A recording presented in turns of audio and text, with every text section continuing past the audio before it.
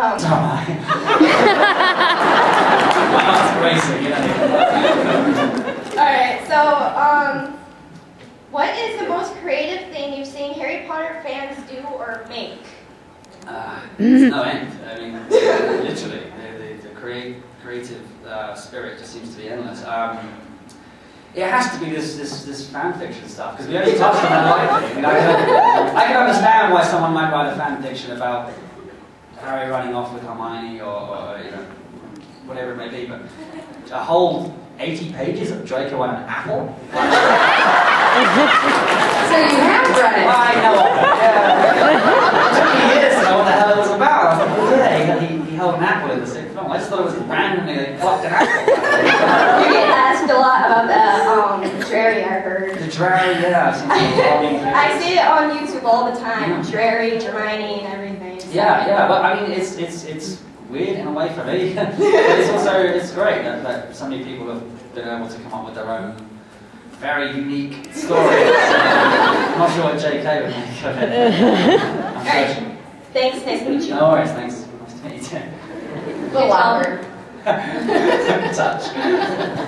I'm Anna from Iowa. Hi, Anna from Iowa. I'm just wondering, while you were filming the Harry Potter movies, who did you bond most with on set? No one. They're all a bunch of it's weird, really. I suppose all of them in our own ways. I hung out with the Slytherin crew a lot. Jamie, Josh, and Louis Cordis. We spent a lot of time together the last few years. They were a good bunch of scallywags, to say the least. Daniel's always been a bit of an inspiration and a good friend of mine. But yeah, also the adults, if I can call them that, the parents. Jason Isaacs, he played a very Jason, Alan Rickman, Michael Gambon, they were all incredibly, they looked after me. It was a very nerve-wracking place to be sometimes, and these guys were all very sweet, and I feel very honoured to be able to call them friends. Cool, thanks. Thanks, lovely. My name is Lydia and I'm from Iowa, and I was wondering, I'm sorry, but I honestly thought that one of the funniest parts in Planet of the Apes, when Caesar was in the cage and you were feeding them and he threw the food at you, how many takes did you have to do? Enough. That was not a good day. That stuff was grimy. I don't know, I forget what it was now, but just, yeah, it was horrible. It did it several times, again and again. It's one of those things you have to just, yeah, suck it up, I suppose. The worst thing is obviously, once you do it, you know it's coming. And so you're picking it up and you start wincing before he's even thrown it. The director's like, no, you don't know he's going to throw it. You don't pretend you don't. And you have got in your mouth. And yeah. I've completely forgotten about it, but thanks for reminding me. That was a terrible day's filming. Thank you, lovely. Hi. Hi.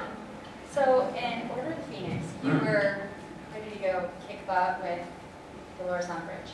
And then in Half-Blood Prince, we saw this massive evolution, like moving all the way to Deathly Hallows, where you were like, oh, I'm going to kick your butt. And then literally shying away from the dark side, it seemed. It got to a point where I started crying for you in the film, because you were literally agonizing over, am I really going to kill Professor Dumbledore? Am I really going to hurt my own peers, you know? I was gonna. Okay, so the question I guess I reckon I have is, that's weird, emotionally, did that really affect you? To go through such a huge arc of emotions of, I hate Harry Potter, he's the worst ever, and Dumbledore, all the way to, at the end you seem furious at your acting dad, and don't touch me, I don't want to be part of any of this. Yeah, sure. Like, it was a total change. That's hugely insightful of you. You certainly picked up on everything we were trying to say. No. So emotionally, did you really go through metamorphosis? I mean, let me start by saying thank you. It doesn't tire hearing those things. It's nice to know that even years after we finished that, these films still resonate with people. It means a lot. So thank you.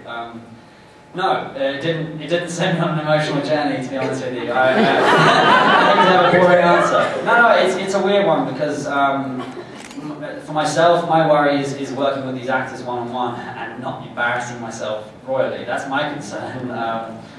I've already mentioned working with these, with Alan and Michael. It's working with these guys that actually made me able to enjoy it. And we do it in such small pieces. I mean, we spend 99% of the day as Tom, as Alan, as Michael, and then that 1% where we have to, pretend to kill him. Yeah, it's a very small part of the day.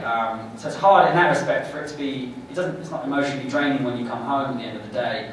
The only thing that's emotionally draining is, was it okay? Did I do all right? You're constantly critiquing. I think most actors aren't really happy with what they do. So that was actually, you mentioned the killing Dumbledore scene. That was actually a very emotional day for me. Not for the acting, but just for being there and getting through it.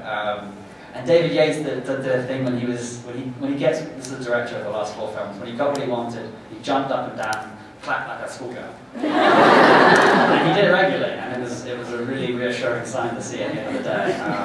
So yeah, I can remember having a few tears of joy that day. I was very happy. It's really cool. Thank you, sweetheart. I appreciate your comments. All right, now we do only have just a few more minutes left, so I'm sorry not everybody's going to be able to get their questions in, so we can ask quickly. Go right ahead. We're getting so far away from this thing. It's crazy. Okay. I gave up my question to ask my friend's question because she's obviously too shy to come up here. She wants to record it. She's in the front row to your right. And she's been trying to get you to reply to her on Twitter for 3 years. And I only want you to reply just so you can embarrass her. I want you to say something so embarrassing to her. I can't promise anything, but I'll... I think you should do that. What's your Twitter handle? What's your Twitter handle? _KShiv. Oh, her Twitter name is _KShiv. I will look out for it. If I don't give her grief, someone else, please. All right, we'll move on to the next question. We have a lot more people. Come on up, don't be scared. Thank Hi, you. Tom. Hey, how's it going? I'm Maria Calm, Chicago Good, and this is Sarah. Hey. And I was wondering, can you sing your song if you could be anywhere? It's a very sweet request. Just a little bit. I really, as much as I appreciate your demanding me doing so, He's got to prep his voice a little bit. He's been talking for 45 minutes. Yeah, no. Thank you, though. I do really appreciate it. I'm not trying to sound like an ass, but I feel I would do irrefutable damage if I even started that. So thank you for asking. We'll move on to the next question. Cheers. Hi, I'm Marissa from Colorado. Hi. And I don't know if this is true, but I heard that for the 3rd movie, the scene right before Buckbeak gets killed, Hermione punches Draco in the face. Was that actually in the original script, or did you guys just do that? No, it was there. Yeah, definitely. She did do it out of... That would have been random if she just smacked me. No, yeah, I recall it being a slap. It changed somewhere along the lines, and I recall actually rehearsing this.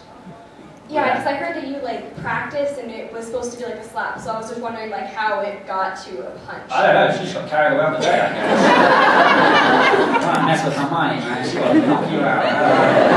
Yeah, it was cool. I mean, she kept her distance, so yeah, although it looked close, I can assure you my nose kept out of harm's way. Thank you. Thank you, love.